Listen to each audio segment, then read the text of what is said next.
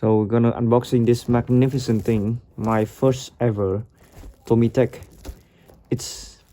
I have choose quite a lot, so I have come with this absolute banger right over here. It's the black NSX 1995 model. So yeah, it's my first ever Tomytec, and I thought it's gonna be bigger, but it actually isn't. It's quite small. It's one, obviously. The scale is 1/64 right over here. Can you see that? Right. The box is really premium, and so far so good. I liking the box already. Obviously, being Tomytec, it's much more expensive than premium. But then again, oh my god, no way I can see the car. Oh no. So it's actually really small, but it's detailed. So it's much more detailed than most of the Tomica that exist, or any other diecast. Basically, Tomytec is literally the borderline, the standards for diecast model, literally, because it's so detailed and it's so good. You guys should try a Tomytec or a Tomica limited vintage Neo. This vintage Neo right over here. Wait, I think there is also a little thing to open the yep, there you go, to open the engine bay. And it's inside this very nice box that I don't, or seal that I don't want to take it out. Okay, let's take it out. It's a plastic piece that just for taking the engine compartment out, opening. Right, so first glance, this car don't have pop-up headlight. Obviously they did not do pop-up for this car, but they have suspension. It have suspension. Look, it's not a long travel suspension, but at least it's half suspension, so that's good. Secondly, it's so, it's very detailed, and I like it's in black. I'm planning to going for a red or a yellow, but a black just looks so cool. I just think the black is okay. And Tomytec is interesting because it's made in China. It's not made in Vietnam, it's made in China. So it's detailed so properly. The only part is this part seems to be a bit dirty. I don't know why, but the interior is, look at that. Can you see the interior? Like literally, wait, let me, there we go. Okay, let me zoom in the interior. As you can see right over here, it's absolutely detailed. You can see the air vents, you can see the knobs, the bottoms, and you can see the gear shift and the handbrake. You can see even the stocks for the indicator. That is insane. The seats, the interior is white theme. I would like it to be red, but white is okay to make a bit more, well, luxury, I guess. You can see the Honda steering wheel. It's a bit, there we go, you can see a bit, and it's basically really detailed.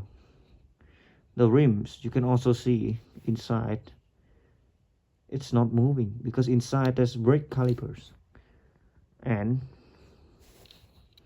it just look magnificent. It really does look magnificent. The fog lamp is also realistic. The indicator color, it should be a bit less orange, but it's okay for me at least. And the rear lights, the only part that I don't really like is this mounting thing, black thing. Can you see that? That is the mounting for the plastic thing to go inside the body. So it's kind of real there. Dual exhaust. The exhaust aluminum underneath here is so cool, and it's so detailed too. Yeah, it's really detailed. And this tire and the rims is big inside. Now let's open the exciting part. This, the engine bay. Oh my god. Oh good god. Right. That's the end. That's the glass cover. Right over there. Can dig down. There's a second layer of engine. There you go. There is the engine right over here. It's a VTEC V6. I forgot the displacement. It's 3 liter, I think. No, 2 liter, 2 point. I bloody forgot that. I'm such an idiot. But I just know that it's the first and last ever V6 VTEC. And it's magnificent. 276 horsepower. Weight is just like 1 ton 2 or something. 1.2 tons, 1.3, something like that. Look at the engine detail on this thing. It's so nice. It's aluminum block and all this. Magnificent. There you go. You can see that's pretty fragile too, this glass thing, because obviously it's a small one, so you can move it around quite easily, and I'm scared to break it, so let's leave it there. Apart from that, everything seems to be really good and worth the money. The air vent even go inside. Look at that. Like, they did not cheap out by just making a small little dig. They actually dig inside the bodywork, which is hard for this very small 1/64 diecast model. I think this thing is even more smaller than the Prius, the normal Prius Tomica. Oh my god, it does look magnificent, isn't it? It's just look nice, and you know, in black it's good. And the engine bay is my favorite part too. Mid-engine rear-wheel drive. This car is magnificent, and so do the diecast Tomytec. Tomytec is just so good. There is suspension, so let's test that out. So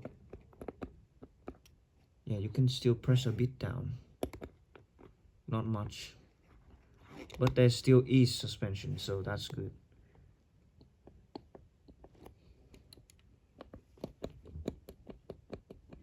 Yeah, that's the distinctive of Tomica. Okay? Almost every single Tomica must have suspension.